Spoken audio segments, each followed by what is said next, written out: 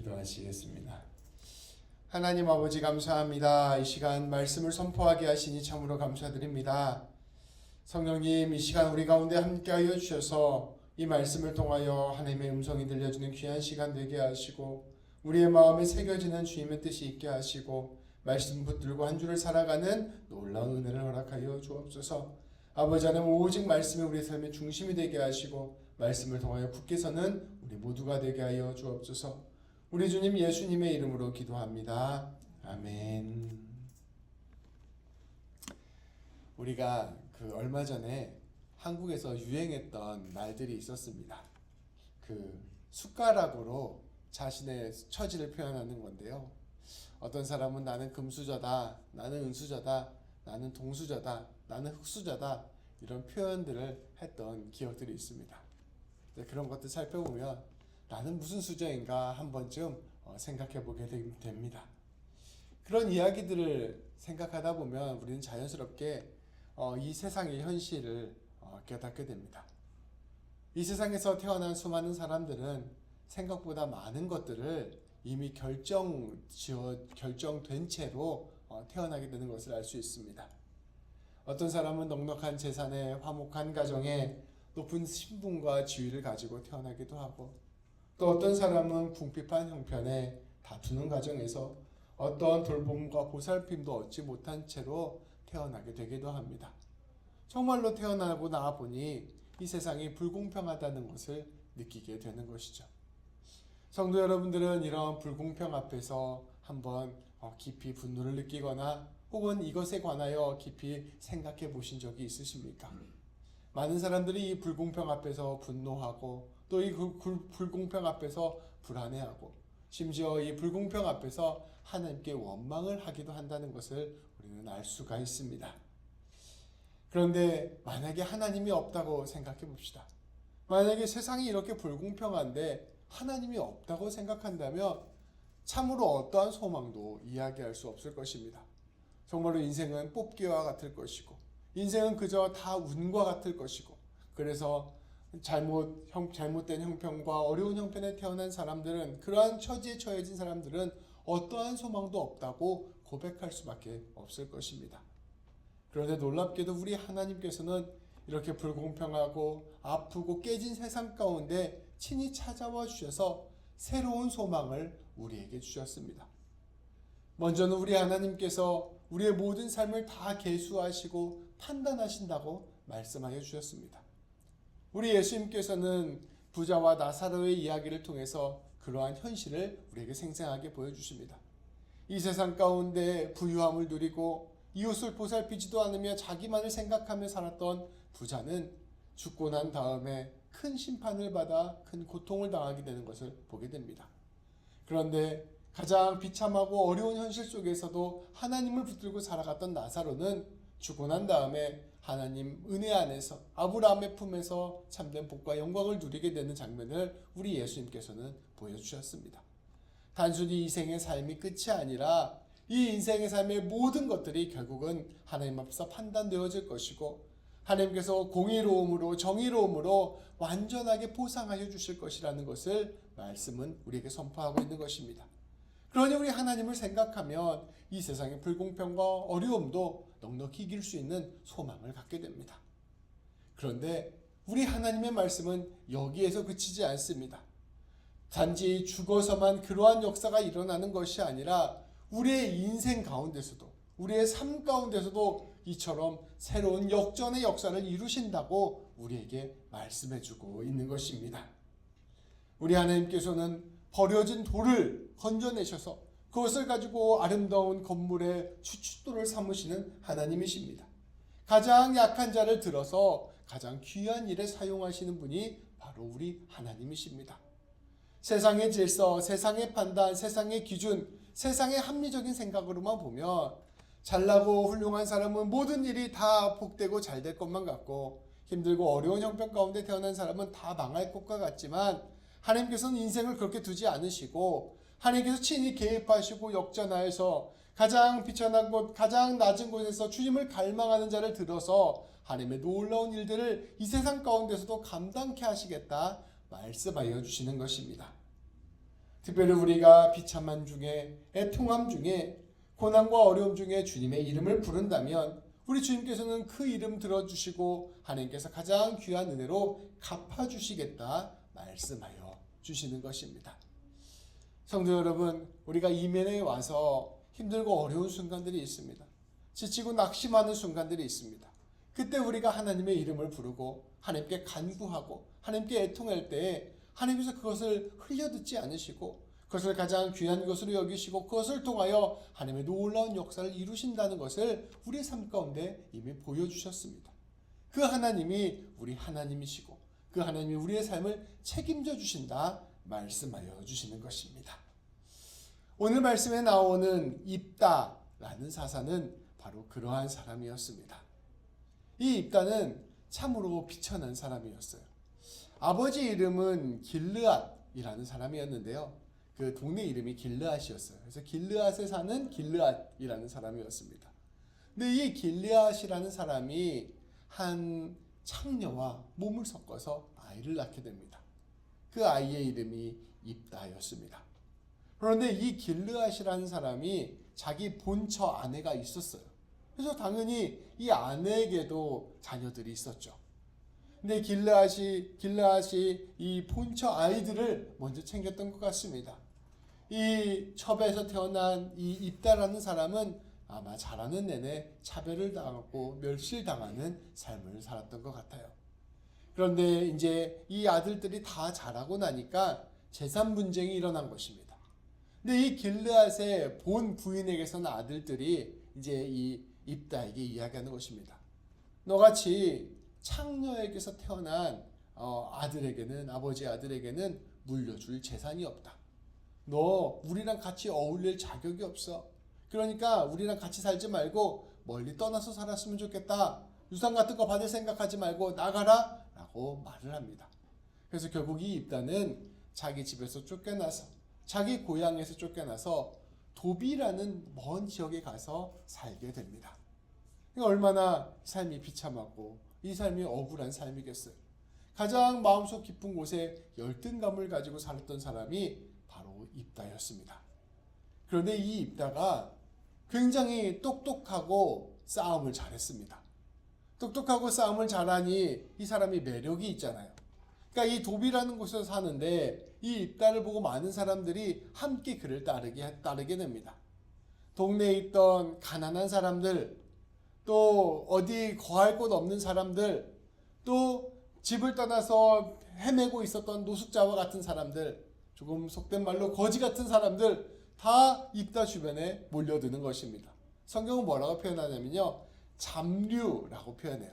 그러니까 온갖 세상의 잡사람들이 다 입다에게 모여서 입다가 일종의 조직의 보스가 됩니다.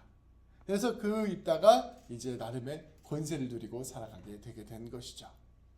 그런데 그러한 상황 속에서 한 가지 놀라운 역사의 그 요동이 치게 됩니다. 어떠한 일이 일어나냐면요, 이 이스라엘의 암몬이라는 나라가 공격해 들어오게 된 것입니다. 지도를 이렇게 보시면 여기 보시면 암몬이 이쪽에 있는데 이쪽에 있는 나라예요. 이 암몬이라는 나라가 이 이스라엘을 공격해 들어오게 됩니다.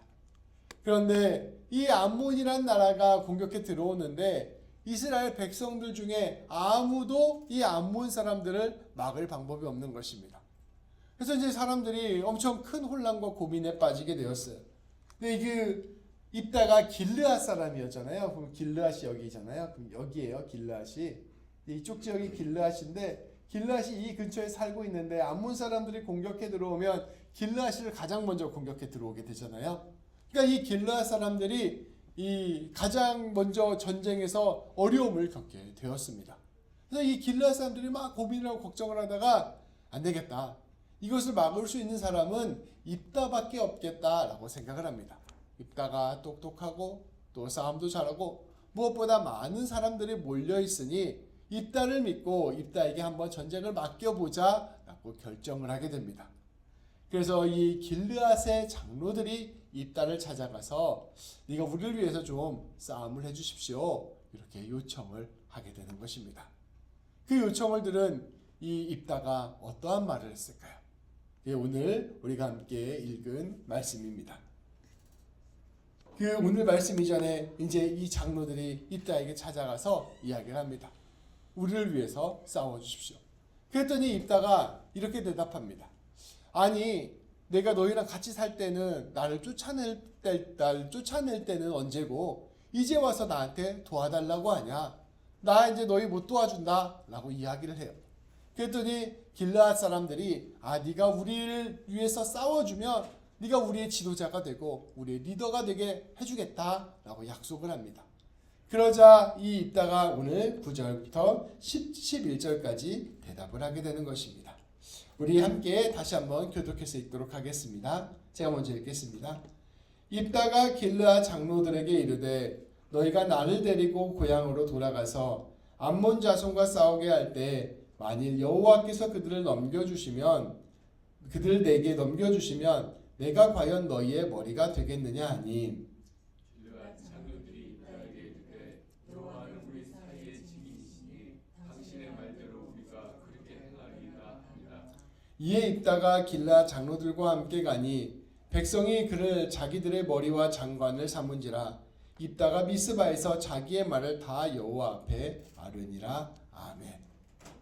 이제 이 길르앗 사람들이 네가 싸워서 이기면 당신을 왕으로 삼아주겠습니다. 지도자로 삼아주겠습니다 하니까 이 입다가 이 이스라엘 사람들의 말을 듣고 그들의 말을 따라서 내가 이제 싸워주겠다 응답을 하게 되는 것입니다. 그런데 이제 오늘 10절부터 11절까지 말씀을 읽은 이유가 있습니다. 이 입다와 이스라엘 사람들의 결정적인 차이가 한 가지 있었어요. 우리가 지난주 말씀에서 나누었듯이 이 암몬 사람들이 이스라엘을 쳐들어왔을 때 이스라엘 백성들이 하나님 앞에 회개 기도를 합니다. 하나님 우리를 도와주십시오. 우리를 살려주십시오. 이렇게 간절히 기도했더니 하나님께서 그 기도에 응답하셔서 이스라엘을 구해주시기로 약속을 하십니다. 그런데 그 약속을 받은 이후에 이 이스라엘 백성들이 이제 암몬 자손들이 쳐들어오자 나름대로 대책을 세우게 된 거예요. 그러면 이스라엘 백성들이 당연히 하나님께 여쭈어 보았어야 됐습니다. 하나님, 이제 암몬 사람들이 쳐들어오는데 어떻게 우리가 암몬 사람을 막을 수 있을까요? 어떻게 우리가 새로운 사사를 세워서 하나님의 뜻대로 하나님 저 암몬 사람들을 물리칠 수 있을까요? 물어봤어야 했습니다. 그런데 이 이스라엘 사람들은 그렇게 하나님 앞에서 기도해놓고 회개해놓고 정작 문제가 닥치니까 그 문제를 하나님한테 물어보지 않고 자신들이 생각하는 방법으로 문제를 해결하고자 했습니다. 그래서 나름대로 내린 결론이 입다를 찾은 거예요. 자기들이 봤을 때 가장 힘도 세고 가장 똑똑하고 가장 많은 군대를 거느릴 수 있을 것 같은 입다를 찾아서 문제를 해결하고자 한 것입니다. 그러니까 이스라엘 백성들이 얼마나 타락했는가, 문제가 있었는가를 그대로 보여주는 것이죠. 우리도 신앙생활을 할 때 하나님 나를 도와주십시오. 하나님 나와 함께 해주십시오. 하나님 내 삶 가운데 하나님의 역사를 보여주십시오. 날마다 이렇게 기도하며 나아가는데 정작 우리가 사회에 나가서 직장에 나가서 학교에 나가서 결정을 할 때에는 하나님께 물어보지 않고 하나님과 소통하지 않고 우리 뜻대로 결정할 때가 있습니다. 하나님께 기도했으니 하나님께서 다 알아서 해주시겠지라고 하면서 정작 결정을 할 때는 세상의 기준으로 보았을 때 좋아 보이는 것, 세상의 기준으로 보았을 때 부귀해 보이는 것, 세상의 기준으로 보았을 때 나한테 유익이 되는 것만을 먼저 선택할 때가 있다는 것입니다. 이스라엘 자손들이 꼭 그러한 모습으로 선택을 했던 것입니다. 그런데 놀라운 역사가 있습니다. 이스라엘 백성들이 그렇게 정작 결정할 때는 하나님 생각하지 않고 인간적인 기준으로 입다를 골랐는데요. 놀랍게도 입다는 하나님께 소통하는 사람이었습니다. 입다는 하나님의 사람이었던 것입니다. 그 증거가 오늘 9절부터 11절까지 말씀입니다. 사실 오늘 11장 1절부터 8절까지 쭉 말씀을 보면요. 이스라엘 백성들이 하나님을 찾는 얘기가 하나도 안 나와요. 하나님의 이란 이름도 안 나옵니다.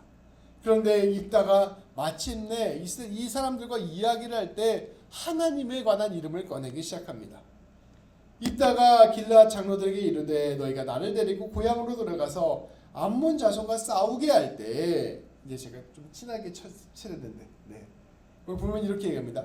만일 여호와께서 그들을 내게 넘겨주시면, 입다는 이 전쟁이 비록 이스라엘 사람들이 나를 선택해서 내가 나가 싸우게 되는 거긴 하지만, 내 능력과 내 지혜로 싸우게 되긴 하지만, 하나님께서 이 전쟁에 하나님이 이 전쟁을 주관하시는 분이요, 하나님이 이 전쟁을 승리케 하시는 분이라는 것을 명확하게 알고 있었다는 것입니다.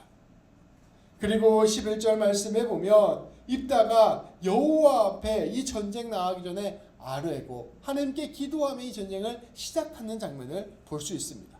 그러니까 입다는 다른 이스라엘 사람들과는 좀 달리 여호와 하나님을 늘 염두에 두고 여호와 하나님을 의뢰하고 여호와 하나님을 붙들고 나아갔던 사람이라는 것을 볼 수가 있는 것이죠. 당대의 우상을 섬기고 헛된 것들을 따라갔던 그 이스라엘 백성들의 모습들로 보면 굉장히 독특한 모습이라는 것을 알 수가 있습니다. 앞서 말씀드린 바와 같이 우리가 고난과 어려움 가운데서도 하나님이 함께 하시면 우리의 삶에 역전이 일어난다는 말을 함께 나누었습니다. 근데 전형적으로 입다가 그러한 사람이었어요. 장녀의 아이로 태어나서 온갖 어려움을 겪고 집에서도 쫓겨나고 멸시와 천대를 받으며 고난 가운데 살았는데, 그 가운데서 이 입다는 하나님을 붙듦으로 말미암아 새로운 삶을 살았던 사람이었습니다. 여기에서 하나님을 붙든다는 것은 무엇일까요? 이 입다는 하나님의 관점으로 자신의 삶을 해석할 줄 아는 사람이었습니다. 하나님의 관점으로 내 삶이 어떠한 삶인가를 바라볼 줄 알았다는 것입니다. 왜 이렇게 말할 수 있느냐? 사실 입다가 그 이후에 보여주는 행보에서 우리는 이것을 추측할 수 있습니다. 이 입다가 이 전쟁의 장군으로 불림을 받은 다음에 암몬 사람들에게 사절을 보내요. 그리고 이 사절단과 함께 논쟁을 하는 장면이 오늘 말씀의 뒷부분에 나옵니다.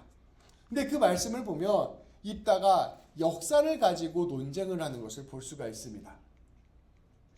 이 지도인데요. 어떤 주장이었냐면요. 이제 암몬 사람들이 이쪽에 있잖아요.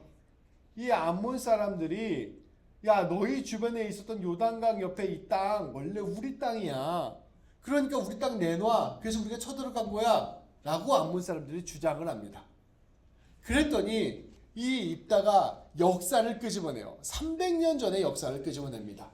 아니야, 네가 그 역사를 몰라서 그래. 하나님께서 우리를 애굽 땅에서 건져주셔서 우리를 가나안 땅을 정복하게 하셨어. 근데 그때 우리가 이 에돔과 모압 사이를 지나서 이 안쪽 땅으로 가나안 땅을 진군하기 위해서 올라갔던 거야. 근데 그때 이곳에 있었던 사람은 아모리족 그 왕 시온 왕이었어.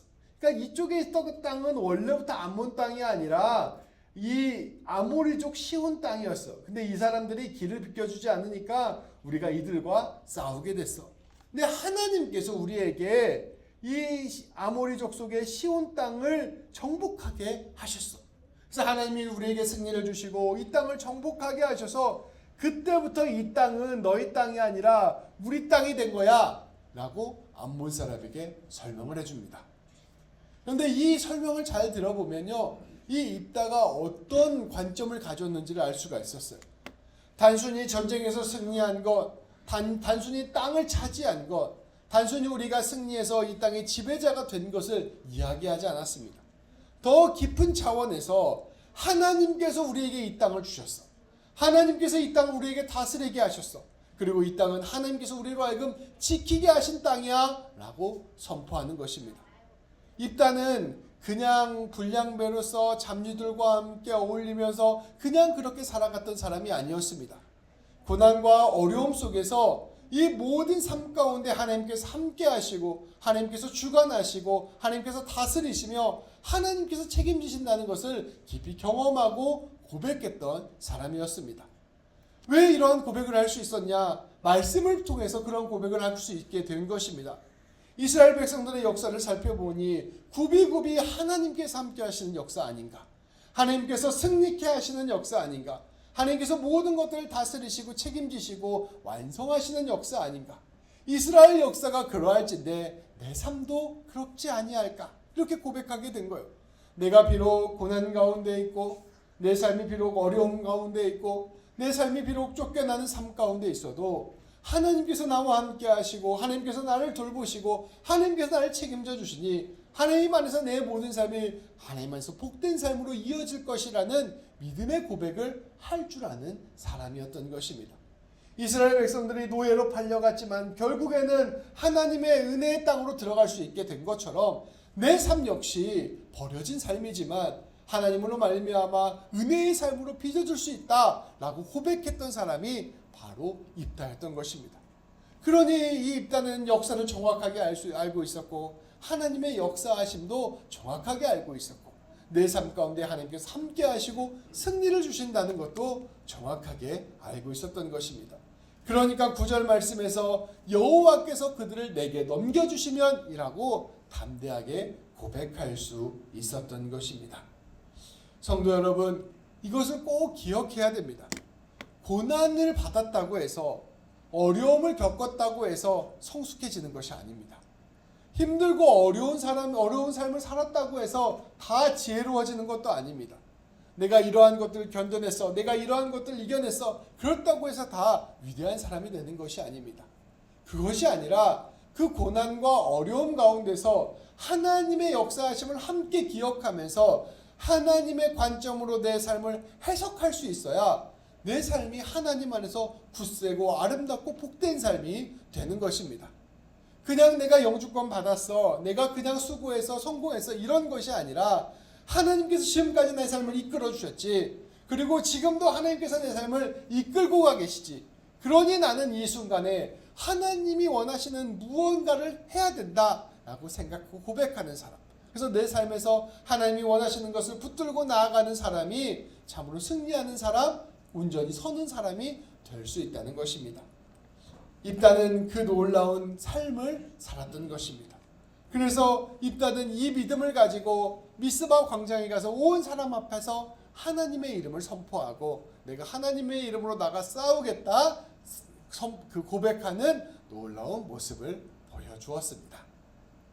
이제 여기까지가 입다가 보여줬던 아주 멋진 모습이에요. 그런데 여기에서 충격적인 사건이 하나 일어납니다. 성도 여러분, 입다의 충격적인 사건 혹시 아십니까? 이제 입다가 나가서 전쟁을 잘해서 승리하면 되잖아요. 근데 입다가 나가기 전에 한 가지 하나님한테 굳이 안 해도 되는 서원을 하나 합니다. 이거 안 해도 되거든요. 그냥 나가 싸워서 전쟁하고 끝나면은 이제 잘했습니다. 이렇게 끝나는 거예요. 근데 입다가 서원을 해요. 무슨 서원을 하냐? 이 서원을 합니다. 하나님, 만약에 하나님께서 저를 승리케 하시면, 암몬 자손을 물리치게 하시면 제가 그 전쟁 끝나고 돌아오게 될 때 나를 맞이하는 첫 번째 사람을 제물로 바치겠습니다 라고 서원을 해요. 입다가 굳이 하지 않아도 되는데, 하나님, 제가 전쟁에서 마치고 돌아올 때 내 집에서 나에게 가장 먼저 나를 반기는 사람을 내가 주님께 제물로 바치겠습니다 라고 서원을 합니다. 서원은 하나님께 하는 약속입니다.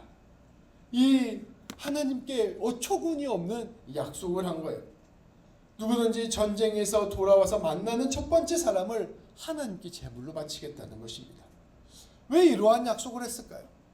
제 생각에는 이 입다가 잠시 정신줄을 놔버린 것 같습니다. 자기 감정에 도취돼서 하나님께 뭐든지 드릴 수 있을 것이라고 생각한 것 같습니다. 그리고 내가 하나님께 이만큼 드리면 하나님께서 크게 기뻐하실 것이라고 착각을 한 것 같습니다. 하나님의 마음과 뜻이 무엇일까? 하나님이 원하시는 것이 무엇일까를 생각하지 않고 일단 내가 드리고 싶은 건 질러버린 것입니다. 성도 여러분, 이 치명적인 실수를 우리는 유심히 보아야 합니다. 하나님께서는 우리가 드리는 것을 그저 받는 분이 아니십니다. 하나님께서는 우리가 하나님의 뜻대로 드리기를 원하십니다. 우리 어린 아이가 있어요. 찬솔이 예은이가 있는데요. 엄마, 내가 엄마를 정말 기쁘게 해드리고 싶어요. 아빠를 정말 기쁘게 해드리고 싶어요. 이런 마음으로 옆집에 가서 보석을 훔쳐와서 저에게 선물로 줍니다. 그럼 제가 그걸 받고 너무나 고맙다라고 할까요? 아니면 얘들아 지금 무슨 짓을 하는 거야? 라고 이야기할 거야. 엄마 아빠 내가 정말로 엄마를 기쁘게 해드리고 싶어요. 그래서 자기 새끼손가락을 깨물어서 혈서로 나에게 엄마 아빠 감사합니다 라고 편지를 써서 줘요. 그럼 내가 이거 너무 감동적이다 라고 할까요? 얘가 지금 정신이 나갔네 라고 얘기할까요? 당연히 정신이 나갔네 라고 얘기할 것입니다. 우리가 하나님께 무언가를 드리는 것, 하나님께 무언가를 헌신하는 것, 이것이 중요한 것이 아니라 그것을 넘어서서 하나님이 어떠한 마음을 가지고 있는 것, 어떠한 뜻을 가지고 있는가, 이것을 먼저 헤아리는 것이 중요하다는 것입니다. 그런데 입다는 그러한 마음이 아니라 그저 자기 중심적으로 생각해서 이것들이면 하나님께서 좋아하겠지라고 생각하고 덜컥 서원을 해버렸어요. 입다가 전쟁이 끝나고 집으로 돌아왔을 때 누가 가장 먼저 입다를 맞이하러 나왔을까요? 집에 있는 강아지? 강아지만 돼도 뭐 그게 충격적이진 않겠죠. 자기의 무남 동료 외동딸이 나오게 됩니다. 자기가 전쟁에서 끝나고 돌아오면 가장 먼저 나오는 사람 바치겠다고 했는데 이 무남 동료 외동딸이 나오게 되는 거예요. 입다가 어떻게 했을까요? 여러분이 입다라면 어떻게 했을 것 같아요? 당연히 물러야죠. 하나님, 제가 쓸데없는 입이 방정입니다. 하나님 잘못했어요. 이거 하나님이 사람 같은 거 바치지 말라고 하셨는데 제가 이거 잘못해갖고 큰 실수했습니다. 하나님 물리겠습니다. 라고 했으면 하나님께서 물러주셨을 거예요. 왜냐하면 성경 말씀 레위기 18장, 20장, 신명기 12장, 18장 이 말씀에서 여러 차례 하나님께서는 인신제사를 엄격하게 금지하셨습니다. 그냥 금지하신 게 아니라요. 인신제사를 드리는 사람은 반드시 죽이라고 말씀하셨어요. 그러니까 그만큼 하나님께서 엄격히 금지하신 거예요. 근데 우리가 지난번에 말씀에서 나누었듯이 이 가나안 땅의 문화에 그런 문화가 있었어요. 전쟁에서 승리를 위해서 또 내게 부귀영화를 위해서 자기 자녀를 제물로 바치는 문화가 남아 있었습니다. 그러니까 그 문화의 영향을 받아서 하나님께서 절대로 원하시지 않는 그 일을 이 입다가 저질러 버린 것입니다. 근데 입다는 딸이 나온 그 순간에도 돌리지 않아요. 심지어 딸도 기꺼이 내가 그 일을 감당하겠다라고 합니다. 그래서 결국 입다는 자기의 딸을 제물로 바치게 됩니다. 그리고 이것 때문에 이스라엘 백성들은 그 해당되는 날이 되면 나흘씩 애통하면서 울었다는 이야기까지 말씀 뒤에 나오게 됩니다. 이스라엘 백성들 또한 이 일이 참으로 있어서는 안 되는 일이라고 생각했고 이 일을 기록에 남김으로써 후대에 앞으로는 절대로 이러한 일이 있어서는 안 된다는 것을 교훈으로 남긴 것입니다.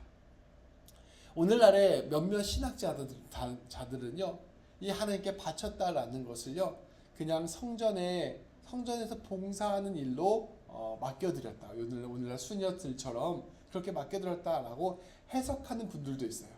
근데 이제 막 이단적인 해석은 아니고 그런 해석도 어느 정도 가능한데 그래도 주류의 해석들은 거의 대부분의 해석들은 이 딸을 제물로 바쳤다라고 보고 있습니다. 그러니까 참으로 비참한 일이 일어나게 된 거죠. 입다는 창녀의 아들로서 모든 것을 얻은 사람이었습니다. 그러나 하나님을 알고 하나님의 행하신 역사를 알고 하나님의 말씀을 알게 됨으로써 이 놀라운 일들을 감당했던 사람이었습니다. 그러니까 이 사람이 하나님을 붙들고 하나님으로 말미암아 자신의 삶을 해석하고 하나님을 온전히 의탁했을 때 이 민족을 구하는 놀라운 일들을 감당하는 삶을 살게 된 것입니다. 그런데 이 구원의 역사 한가운데에서 하나님의 마음을 놓치게 되자 하나님의 뜻을 놓치게 되자 세상의 관습과 방법대로 가장 비참하고 고통스러운 죄악을 저지르는 사람이 된 것입니다. 놀랍게도 한 사람이 하나님을 붙들었을 때와 하나님을 놓치게 되었을 때 가장 좋았던 모습과 가장 비참했던 모습을 그대로 보여주는 모습을 우리에게 가르쳐주고 있는 것입니다. 우리는 이 두 가지를 놓고 크게 두 개의 교훈을 꼭 기억해야 할 것입니다. 이 입다를 거울로 삼아서 우리의 신앙의 여정의 도구로 삼아야 할 것입니다.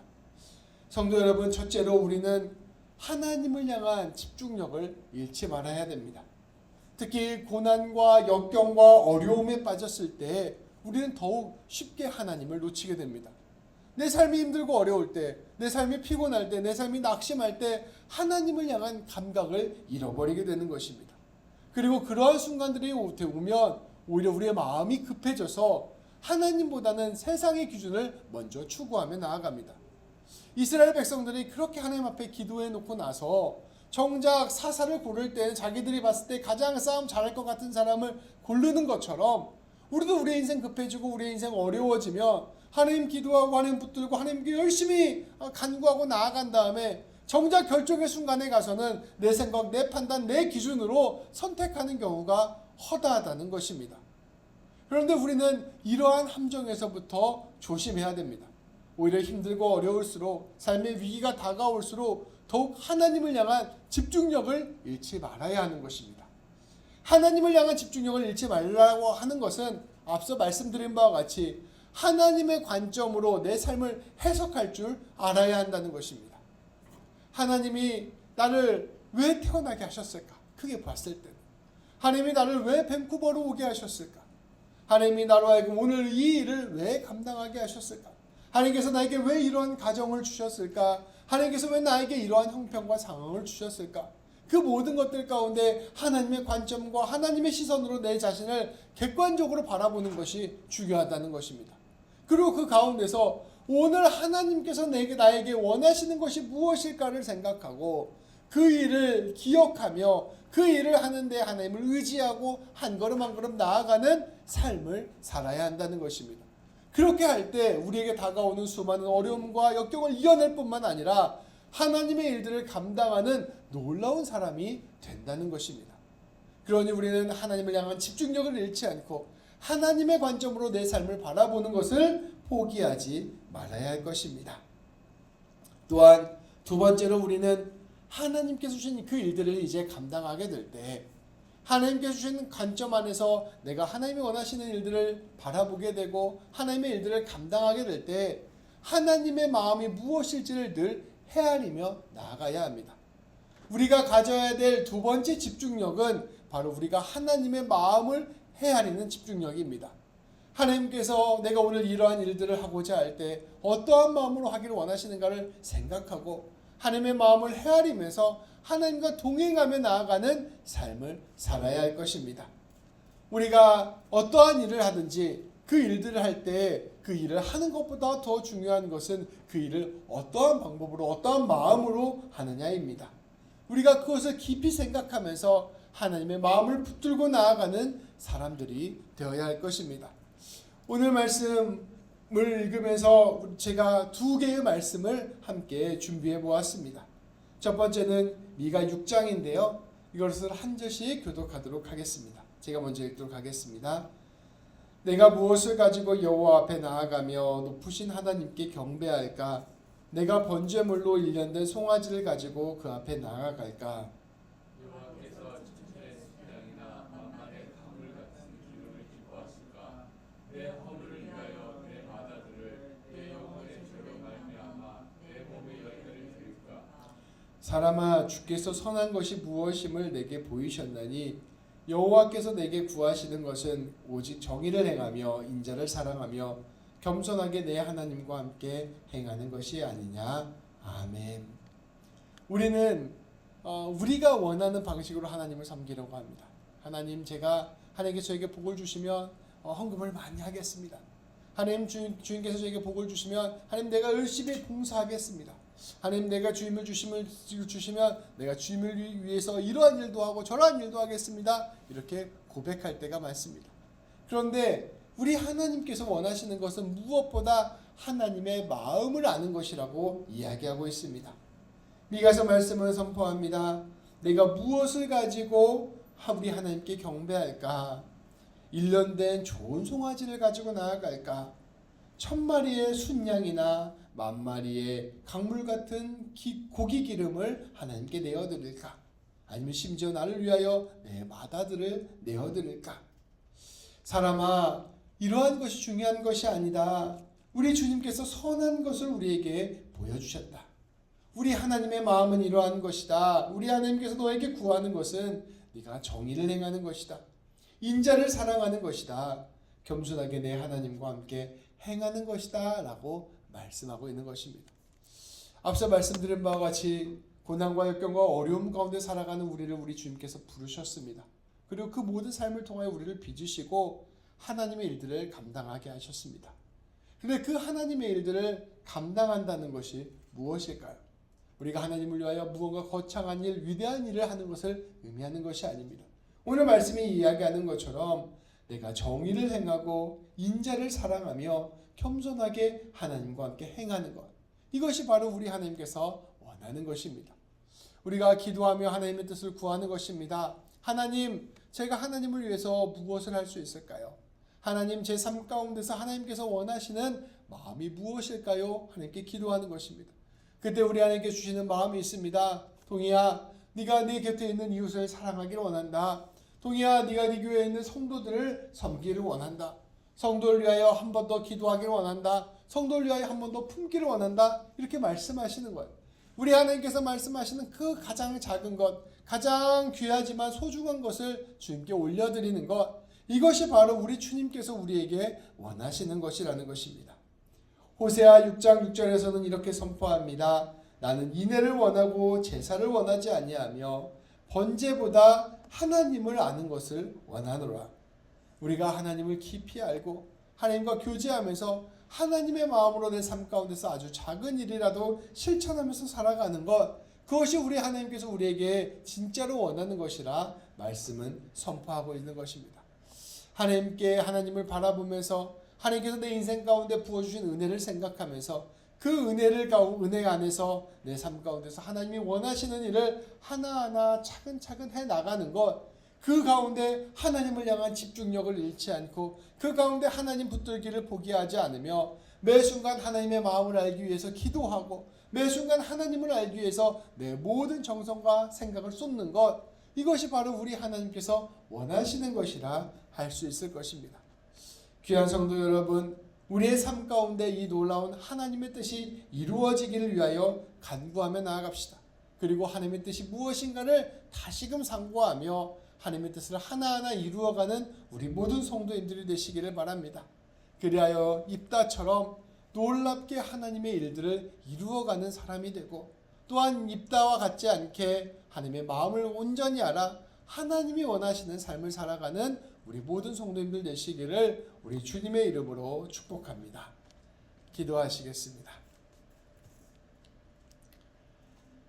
하나님 아버지, 감사합니다. 하나님, 우리의 생각과 우리의 모든 마음을 주님께 올려드립니다. 하나님, 우리가 어떠한 상황, 어떠한 형편 가운데서도 하나님을 향한 집중, 하나님을 향한 사랑을 잊지 않도록 인도하여 주옵소서. 아버지 하나님께서 우리의 인생을 불러주시고 하나님께서 우리의 인생 가운데 함께하고 계시며 하나님께서 우리의 인생을 책임져 주신다는 사실을 깊이 기억하게 하시고, 하나님 안에서 내 인생 바라보며 하나님 의지하고 가장 귀한 주의 뜻 이루어가는 우리 모두가 될 수 있도록 인도하여 주옵소서. 하나님 뜻 이루어갈 때 무엇보다 하나님의 마음을 아는 우리 모두가 되게 하여 주시고, 하나님의 그 놀라운 마음에 따라 하나님의 사랑과 은혜로 내 곁에 있는 이들을 사랑하며 하나님의 놀라운 은혜를 전하며 나아가는 우리 모두가 될 수 있도록 인도하여 주옵소서. 우리 주님 예수님의 이름으로 기도합니다. 아멘.